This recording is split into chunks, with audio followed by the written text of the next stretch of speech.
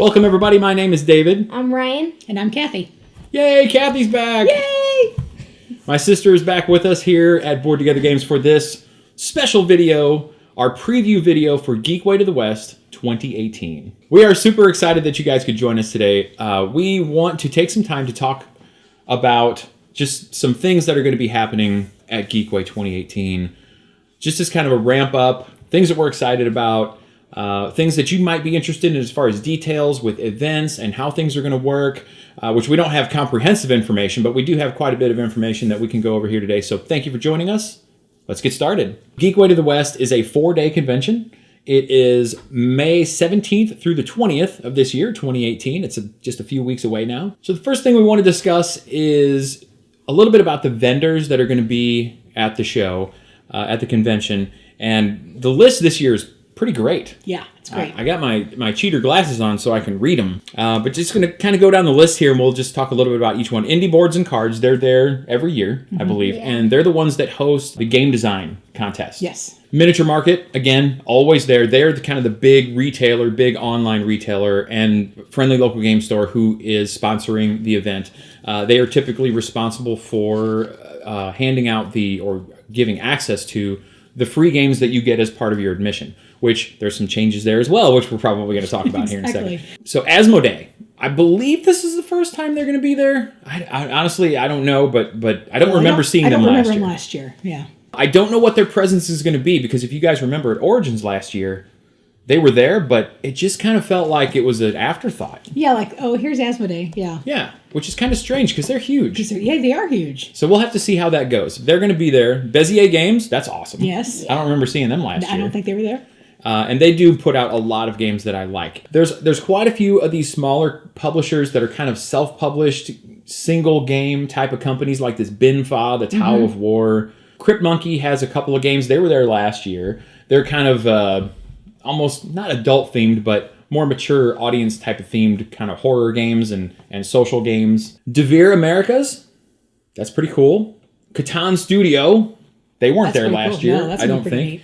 They were at Origins. They're usually at Origins, right? Extra Life STL, they're a charity. I don't know if I think they were there last year. I don't remember, to be honest. I don't either. But Extra Life is really cool. Definitely look forward to supporting them.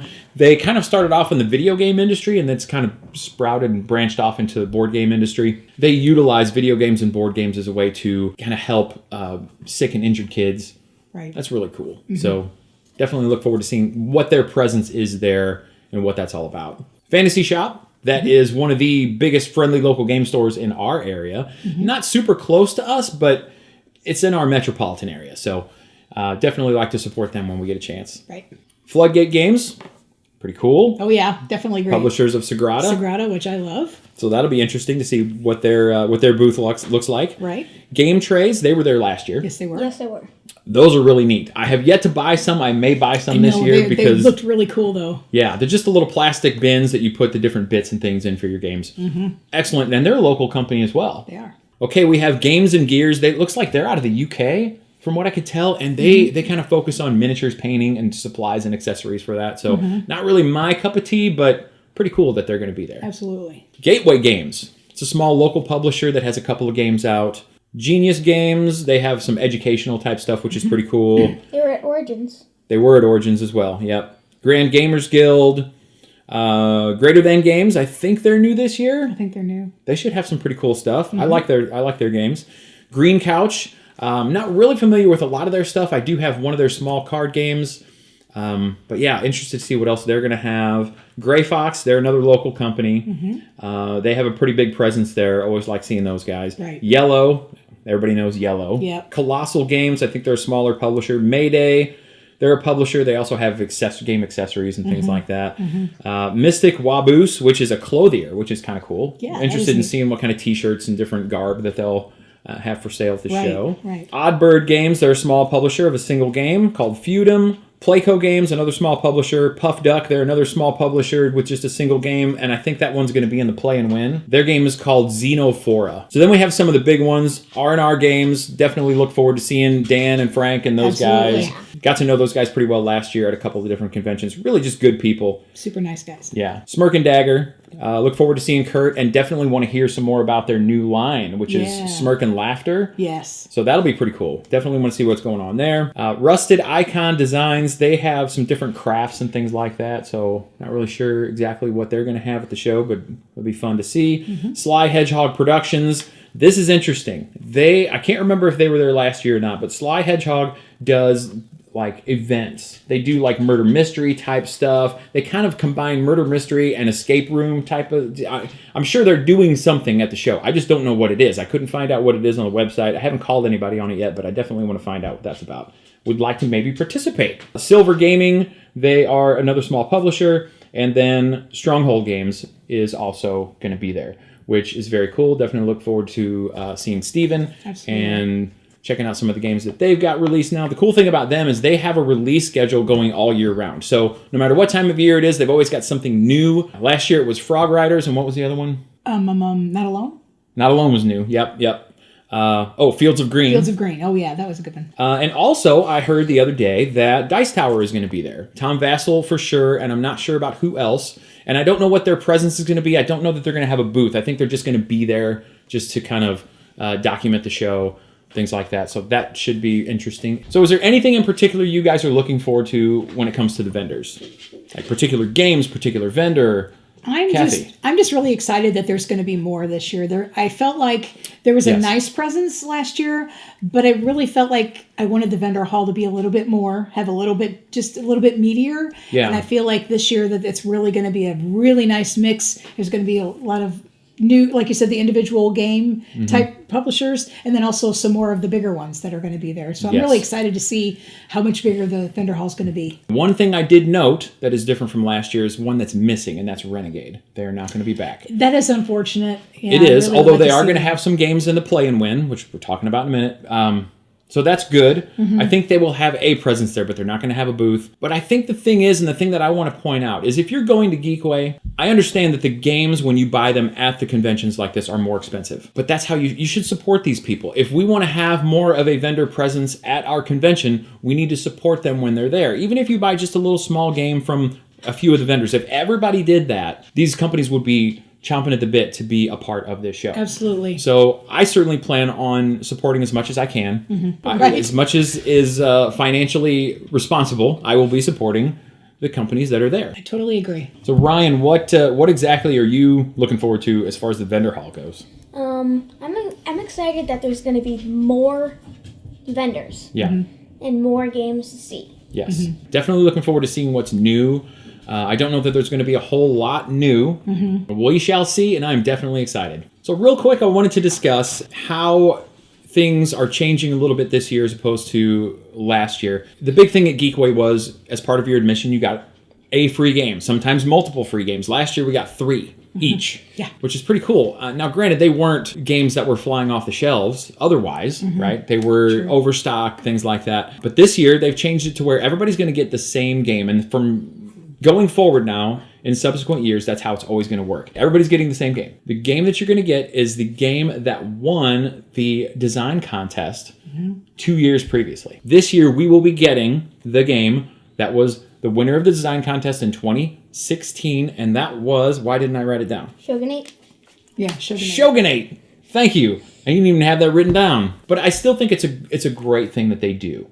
They don't have to do it. And in fact, the price went up this year from $60 to $65 per person for the 4 days of gaming. And I'm sorry, that is a great deal. Especially with the library you're going to have access to and the play and win that you have access to, plus all the vendors you get to see. I think it's a great price. Yes, it is a wonderful event, very well put together. The people who run it do a phenomenal job. They really do. They've changed venues multiple times because it's grown so much. But I'm still new to this hobby.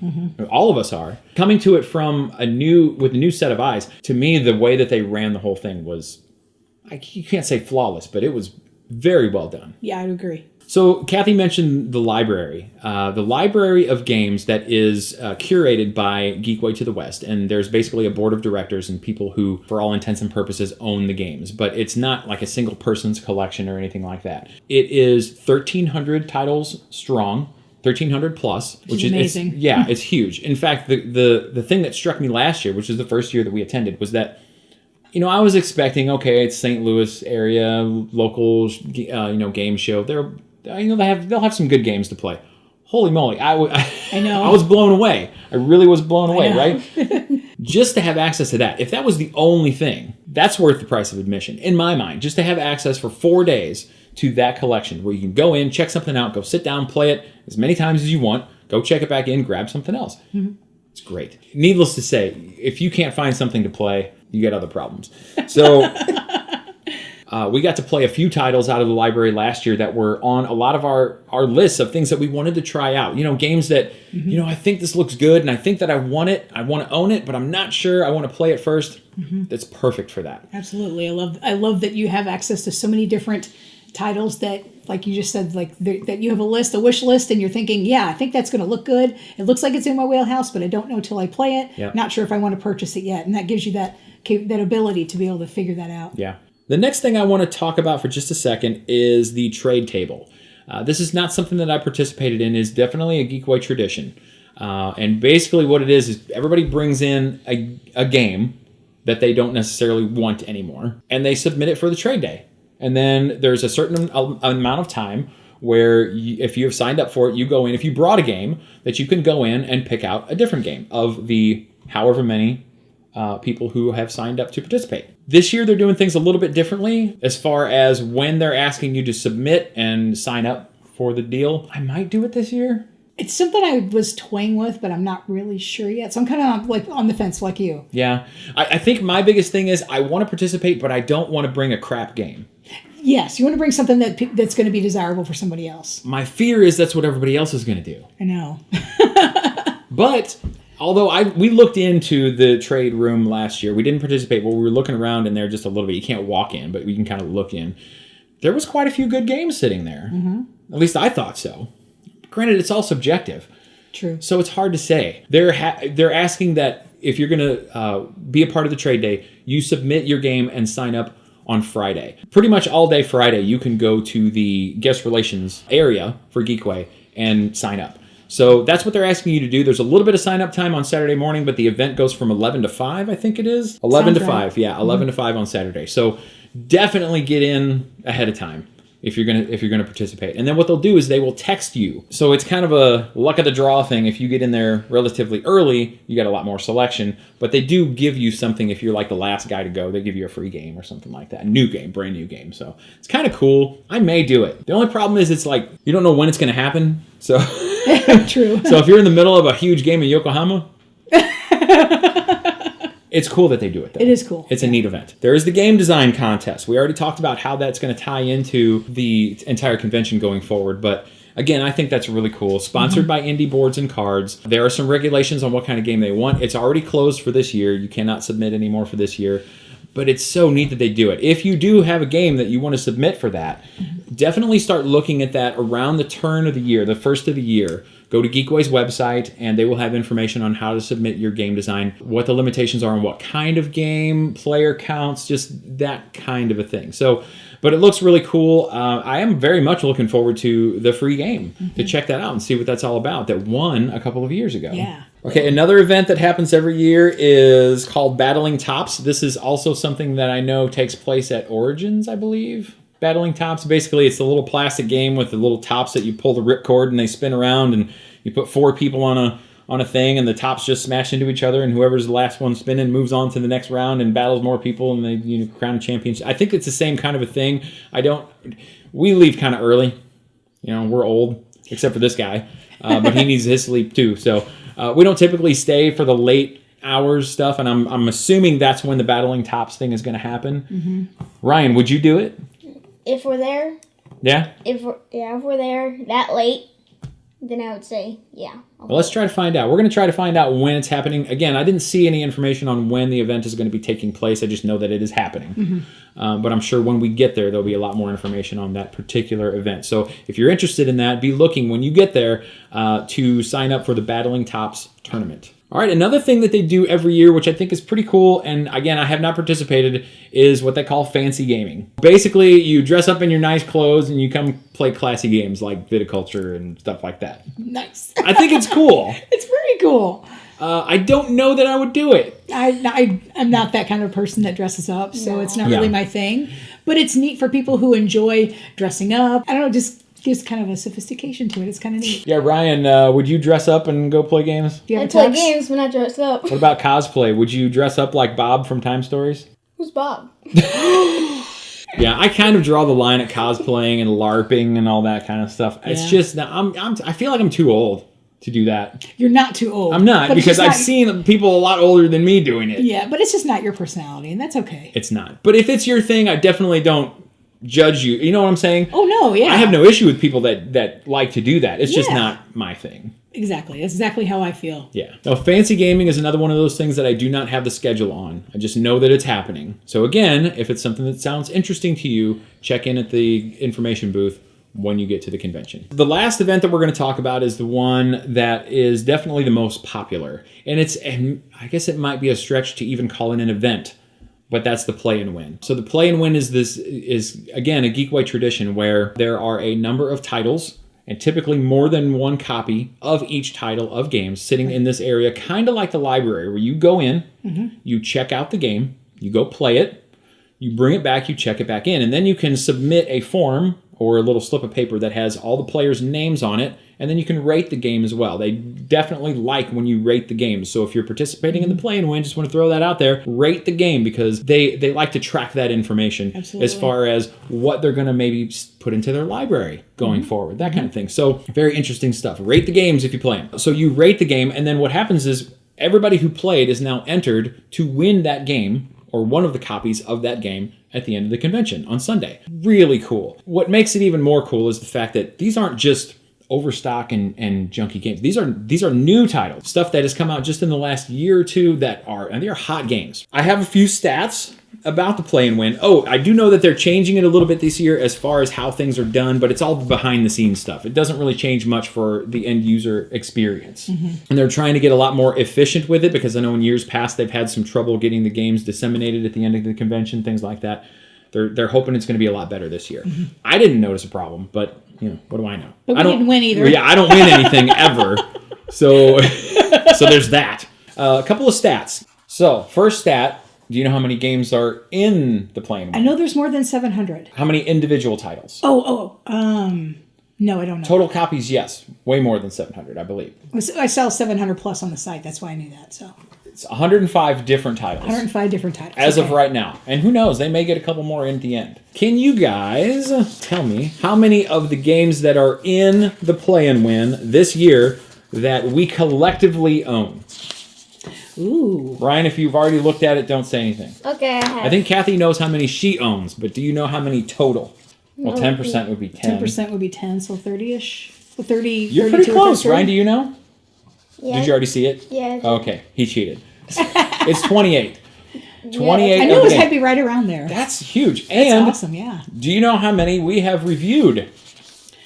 Ooh. Oh, I'm going to say. Board Together Games. Let me see. Do you know? You know. Looking Yeah, at I my know. list here. Don't look on YouTube. No, looking at my list. Okay. 9. Ooh, man, you're overestimating. Really? We reviewed 6 I of was them. going to say 6. Okay. That's a big deal. So, Century Spice Road, Azul, Dice Forge, Fable the Fruit, Sagrada. Yep. And I forgot about Sentient. Fable Fruit. Yep. No, I think that's interesting. I don't know why I find that interesting. I just do. It's just fun facts. So if you're interested in any of those titles that I just mentioned, I will put links in the description to all those other review videos if you want to check them out before you go to the convention to see if it's a game you want to play in the Play and Win. Let's talk a little bit about ones that we're specifically interested in checking out and playing and possibly winning, which if it's me, I won't win. But they might win. Kathy, Doubtful. what's your first choice? These are ones I want to play? Yeah. Okay. My first one is Dragon Island by R&R Games. Oh. There's a few different reasons why. One, it's R&R Games, and I love almost all the titles that they've put out. So I know they have really good quality games. When they choose the games they're going to publish, they're So the reasons why is one, that it's R&R Games, Yeah. which I love R&R Games' titles, and two, the creator is Mike Fitzgerald, which I love Mike Fitzgerald's games. So just because of that, it's a tile laying game, which I love. There's just everything that I've seen about the game so far. It looks very interesting, and I'm pretty sure I'm going to love this game. Definitely looking forward to trying that one out. Ryan, how about you? What's the first game you're maybe not most excited, but one of the games you're excited to play?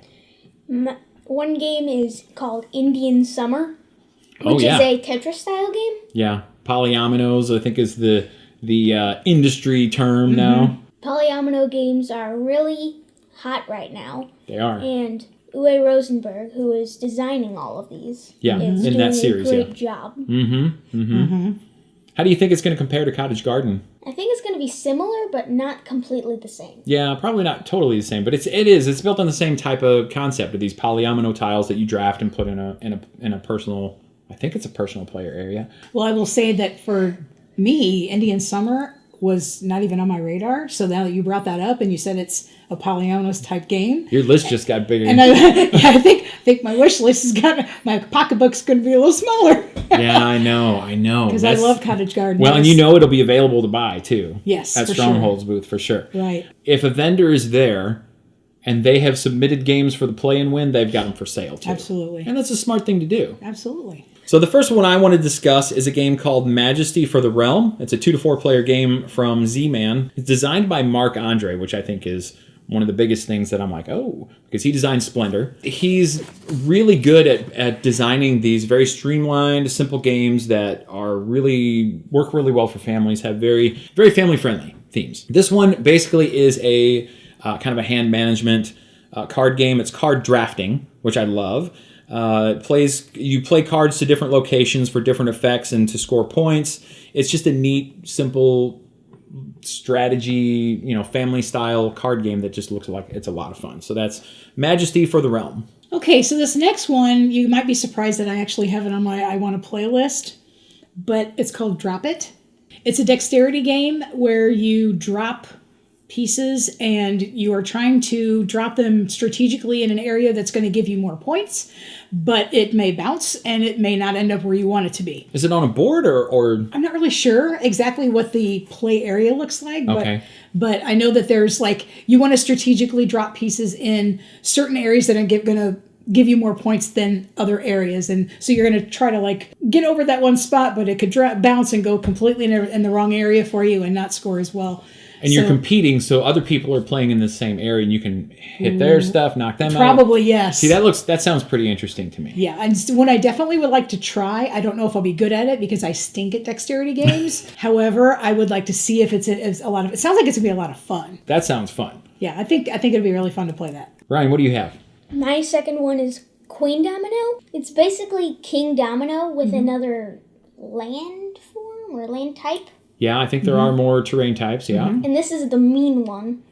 Oh, really? Yeah. I did not know that about it. Wow. Well, you know what? It's a quick game. Yeah. I don't mind mean in quick games. Yeah, I'm with you. I don't like mean in very long, Painful games. Strategic not games. painful, but strategic games where you're really working hard to build something up and somebody can come along and just stomp all over it. Yeah. That's not fun to me. I already own King Domino, but I'm interested to see what Queen Domino will add to it. Yeah, I think it's just a couple more layers of strategy built onto the same type of... A little more gamery and not Yeah. as much gateway game. Yeah, and if that's the case, I'm in too. I'll Absolutely. definitely play it. All right, my next one is getting a little heavier here, and which is not typically how the things we cover on Board Together Games, but that's why we do this in a multi-person format, because you get different points of view on something that Kathy might be more in line with your way of thinking when it comes to the games that you like. It could be me, it could be Ryan. So it's kind of why we do it this way. So my next one is called Pulsar 2849, which is a fairly strategic game. I don't know if I'd call it heavy, but it's definitely middleweight type. It is more of a strategy game as opposed to super heavy in theme. But the theme is space, right? The final frontier. And it's a 3X game. So 4X games are expand, explore, exploit, and exterminate. Yeah. This one takes out the exterminate. So it's a 3X game. The exterminate would be the combat with your opponents type of thing. Again, where you're building up all this stuff and then somebody comes along and shoots you in the face and it's all done. So this takes that part away. So it's more of a build up your own thing. Who is going to be the best at building up their own little empire? In this game, there is dice drafting. Drafting. Ooh. I love drafting and dice drafting. I don't know what it is, but I just love drafting dice. So this is a 60 to 90 minute game. A little bit longer than stuff we typically talk about here. And there's lots of different paths to victory, which I like. Many different ways of scoring points. There's tech trees that change from game to game. A lot of variability, a lot of replay value. So very cool. Looking forward to it. That's Pulsar 2849. I think you're going to be into this one as well. I think you're right. So the next one for me, we are staying on the heavy side of things here, is Clans of Caledonia. It's an economic style game, and theme is going to be very thin in a game like this. But the theme is basically Scotland. Your Scottish clans that are exchanging these goods and for this money and this over here and building up points and that kind of thing. So what really strikes me about this one, though, is it's similar to the Voyages of Marco Polo. Your starting clan gives you a variable player power, something that only you can do, which is another thing that I really like in games, is when this is my thing I can do and nobody else can do this but me. But then that other guy's got something that he can do that I can't do. And you're like, ah! Yeah. Yeah, and the thing about Marco Polo is those powers are super unique and super powerful. Almost, the term everybody uses is kind of almost game-breaking. Are we boring you? No. This is kind of like that, I think, where the powers are really unique and really powerful. So looking forward to playing that one. That one is, and this one's 30 to 120 minutes. Yoinks. So if the box says 120, it'll take us 240. Yes. But that is... At least the first time. Yes, exactly. That is Clans of Caledonia. Another game that I'm very interested in playing in the play to win is the Ex Libris, which it looks totally up my alley. It's a puzzle. It's a tableau management game where you are choosing books and you have to put them in your tableau alphabetically, but you have to be strategic in where you're putting it, because if you don't put it in the right place, you may end up not having space to put it to make it work with your tableau correctly. Yeah. Which is a big puzzle for me, and that sounds like it's something I would really enjoy. A really fun game, and I know it's not a brand new game and it's been out for a while, but I'm really looking forward to trying it. So that's Ex Libris. Speaking of the theme of books, another one I want to talk about is hardback, which is similar to paperback.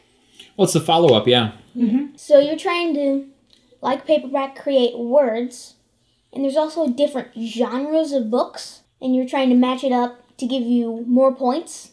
And coins to buy other cards. It's a deck builder. You're not only doing the paperback type of stuff, deck building type of stuff, but it's also, you're trying to kind of specialize in certain genres. Is that it will give you more points if you hit a certain genre? Yeah. Gotcha. No, that sounds cool. We played paperback one time. I have. You own it. Yeah, I played more than once. And I've been wanting to play again. I definitely want to try that game again. Me and Ryan were just talking about that. So we need to get a play in of paperback at least once before Geekway, and then we'll play hardback and see how they... Sounds like a great plan. Yeah, we'll see how they compare. All right, my next one is more along the lines of what we would typically talk about on this channel, and that is Stop Thief. This is one of the games that has been picked up by Restoration Games that is kind of a rethinking or a redesign of older games. That's what they do at Restoration Games. Stop Thief was kind of a late 70s, early 80s, I think, game. But it is a deduction game. There's a little bit of hand management. The cool thing about this is they've designed it with this new version to either be played as a competitive game or a cooperative game. I find that very intriguing. I love cooperative games. There's just something about being able to all communally work together to solve a puzzle. Corporately. Yeah, okay, sure. And beat the game. Together. Yeah, today. My word. So in Stop Thief, again, it's competitive or cooperative. There's also a companion app that goes, and it is a requirement. It is not one of these games where you can choose whether or not to use the app. You must use the app, which can be kind of a hindrance, and typically I'm not a fan of that. To me, board games are social experiences that should be more of an analog type of thing. But this just looks very interesting. The app will basically give you sound effects to give you hints as to where to find and apprehend the thief. right? That sounds In interesting. the game. So it does. It sounds pretty cool. I wonder how it's going to work, though, in the convention environment with the ambient noise and things like that. I don't know. So it'll be interesting to see. You're right. They might be tough if it's really noisy Yeah. with the app. We'll let you know. Another one of mine is Rhino Hero Super Battle. Oh, yeah. We played a little bit of it at Origins. We did. We did. It was brand new at Origins. It actually wasn't even released Wasn't yet. even released yet. Yeah, it was just there for demo. Yeah, Demo they had demo copy. copies, yeah. If you know what Rhino Hero is, you're building a tower and you're moving the rhino up. But this time you have multiple characters that you can move up. We've been eyeing this game since Origins. Yeah. And so if we don't win it in the play and win, we might pick it up later. Every once in a while, that's just the kind of thing you want to play. And it works good for people who aren't necessarily gamers either, right? And kind of looping them in and kind of getting excited about an activity like that or an event like that. So, yeah, definitely. Rhino Hero Super Battle. Okay, the last one for me, again, I don't know what it is, but there's a lot of these games that just jump outside of what I would normally gravitate towards. This one is called This War of Mine. This War of Mine is definitely it's for mature audiences. Let's put it that way. And it's because of the themes. It's not, it's war, right? So there are a lot of very dark, thematic type of things that go into this game. And speaking of theme, that's kind of the big deal. This game is based on a very popular video game franchise. And the whole premise is not so much fighting. You're not a soldier. You are in a group of people just trying to survive. And that's the whole game. You're exploring, looking for food, looking for different items and just things that are things that are just going to help you get by. And it just looks like a very engaging experience. And I think that's what's drawing me to it. I don't know if we're going to be able to play it because, again, convention environment just maybe doesn't seem like the right place for something like this. We also have a youngster here that I'm not sure would be a good idea for him to... That was my question. Yes. Yeah. So we'll just have to see how it goes. But it does look super intriguing to me, and it's not normally my thing. Cooperative game, which, again, that's another tick on the positive column for me. But yeah, the age limit on this thing is 18 plus. So they know very good and well that this is not a game for kids. I don't know, though. It just looks like a very intriguing experience. And that is This War of Mine. My last one is a game called Sonar, and this is very similar to Captain Sonar. But the big major difference is that this is a family game instead of a party game. You're still trying to blow the other submarine up. Yep. So it's 2 teams still. 2 teams. The player count is different, though, right? 4. Instead of... 8. I played Captain Sonar, and I didn't really like the real time. It was too stressful. Yeah. So I think with the turn-based, it's going to be less stressful and good for a family. Smaller player count. Player count, yeah. Yeah, that's true. And a lot of people love Captain Sonar. I've played it as well, and I kind of feel the same way Ryan does. It was fun, but I wouldn't want to sit down and do it over and over again. Everybody has the things that appeal to them. Absolutely. And that's why the variety that we have in gaming is so great. It doesn't matter what you like or what you enjoy, you're going to be able to find something that is for you. So as far as the play and win goes, there's a list that I have of games that I already own, but I think are going to be a great addition to the play and win for anyone who might be interested in the games. So let me just kind of rattle off a few of those. La Granja No Siesta. Love it. Sagrada. I love it. Sentient. Quadropolis. Good game. Takanoko. Yeah, classic. Viticulture. Amazing. Top 10. Yamatai.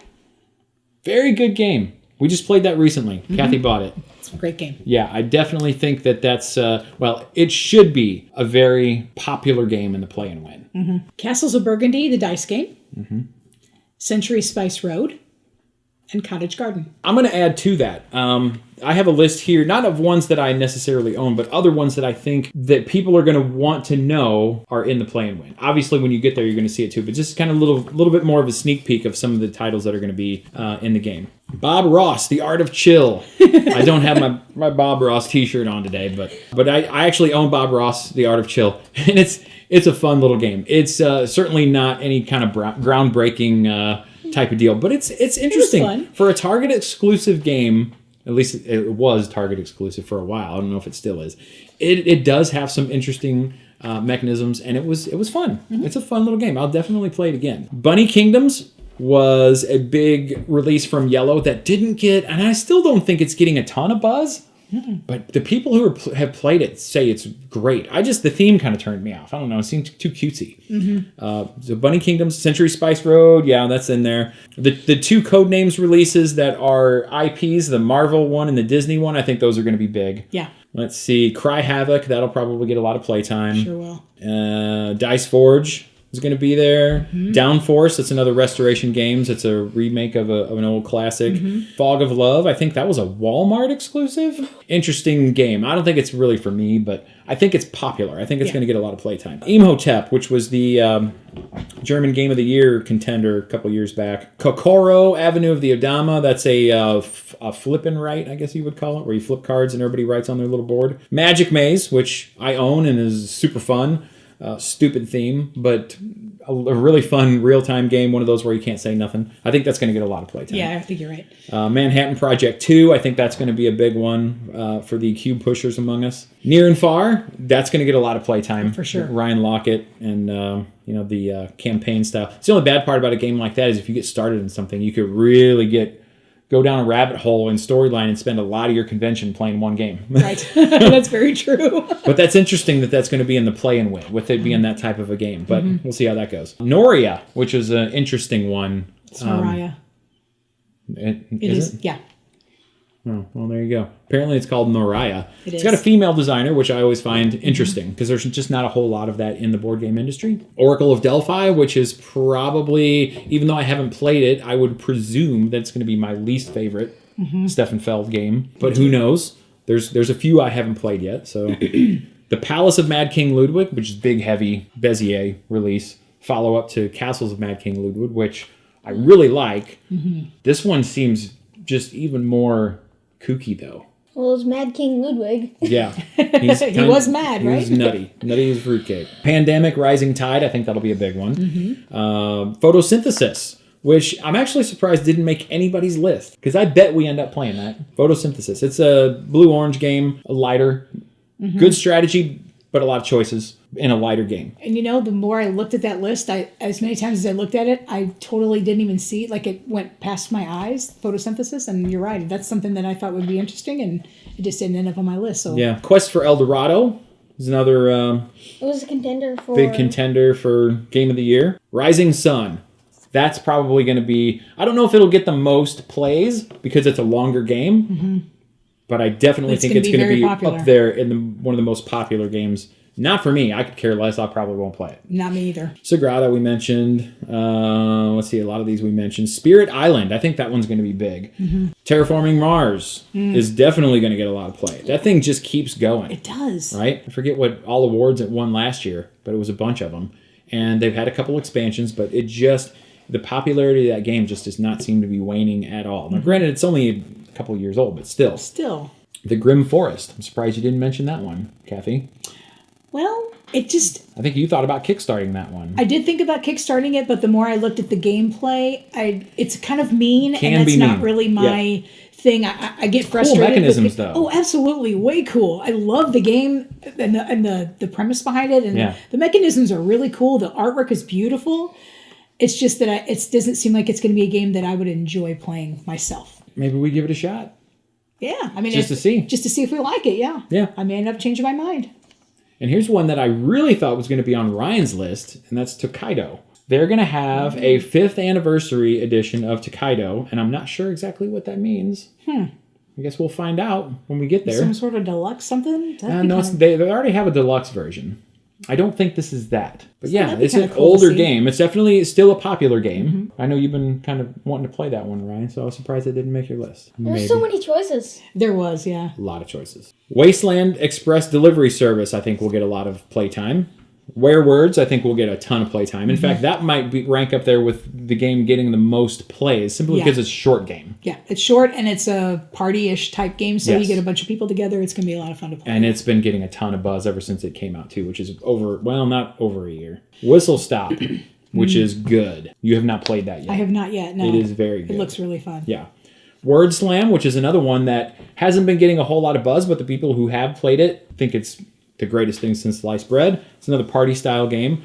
And Yamatai is the other one that I have on my list here. So yeah, that's just some of the more popular games that I think are going to be getting a lot of love and a lot of playtime in the Play and Win this year. I think that's pretty much everything we wanted to discuss when it comes to Geekway to the West 2018, which again, I can't even tell you guys how excited I am about this year's convention. So we went into Geekway last year as newbies. None of us had gone to a convention our first before. convention, yeah. And honestly, there's a lot of them that we haven't been to.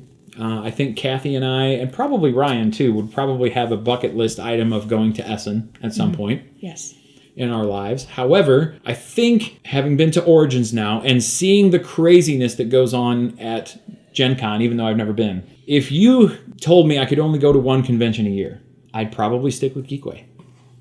Because the craziness of Gen Con doesn't do much for me. The thing that intrigues me about Essen is it's more of the strategy style games as opposed to the Ameritrashy, Cthulhu-y type of releases which that's not all Gen Con is, but that's the American style games. This would be big North American releases, whereas Essen's more of the European releases, right? Right. Something about this convention, because it is focused on gaming. Not necessarily buying. Exactly. And that's really what it is. Just a huge gaming hall with tons of tables, tons of chairs. Diversity of the games that you can just go and grab and play is wonderful. I have been... Especially for the size of convention that it is. Yes. They have a lot of really great titles. It's getting a little bigger every year, I know that. It is. It has grown every year since its inception. Mm-hmm. And I don't see that slowing down anytime soon. I think that the St. Charles Convention Center is an excellent venue. Mm-hmm. I think they've done a great job getting into that facility.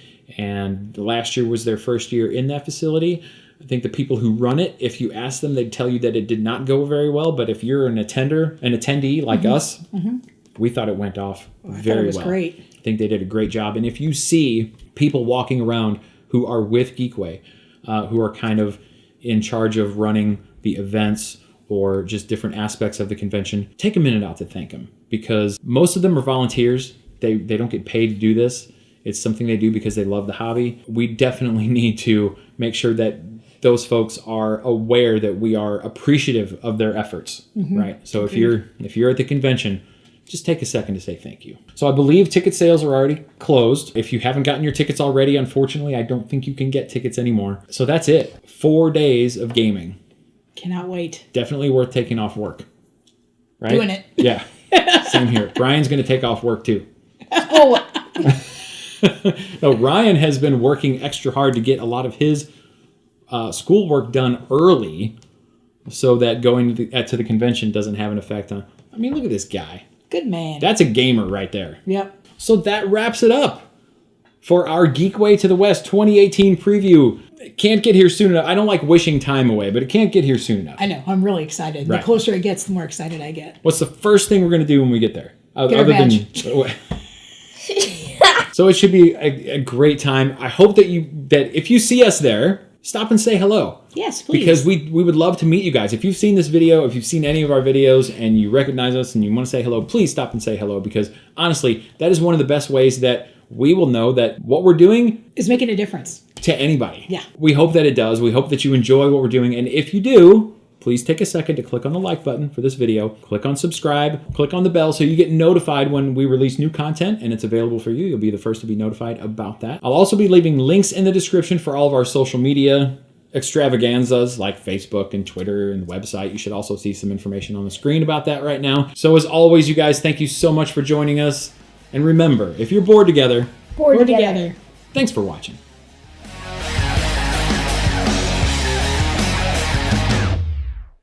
Check it one time.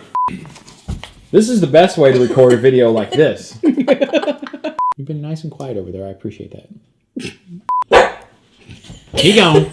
Follow us on Twitter, because Tweety Birds. Did you know that YouTube, Twitter, and Facebook have all decided to join forces to become one huge social media conglomerate?